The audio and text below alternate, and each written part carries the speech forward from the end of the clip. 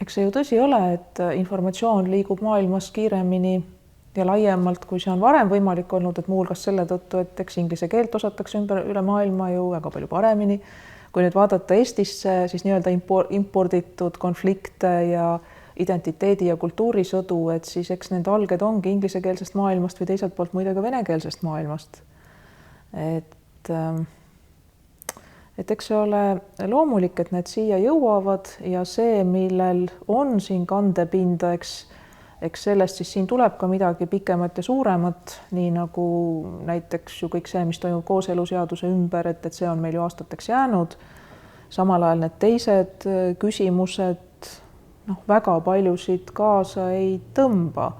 Ja minul on hea meel, et Eesti rahvas on olnud selline heas mõttes kaine ja tark.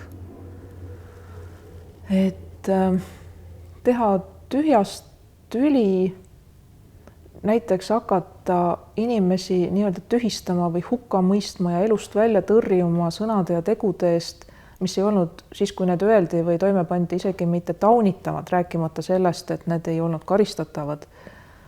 Et selliste trendidega kaasaminek näiteks Eesti põhiseaduse vaimule kindlasti ei vasta. Et nii vaimne kui füüsiline vägivald on talumatu, lubamatu ka põhiseaduse mõttes, aga see, et näiteks importida siia liikumised, mille tulemusel niigi pisikese rahva hulgast üritatakse välja tõugata kedagi selle eest, et ta on kunagi midagi teinud või öelnud, mis tollal polnud isegi lihtsalt sotsiaalselt hukkamõistetav, ei ole mõistlik ja tark ja õnneks ei ole rahvas ju sellega kaasa ka läinud. Ja ülemäärase poliitkorrektsuse impordi tulemus on ka meil Riigikogus kenasti olemas juba teist koosseisu.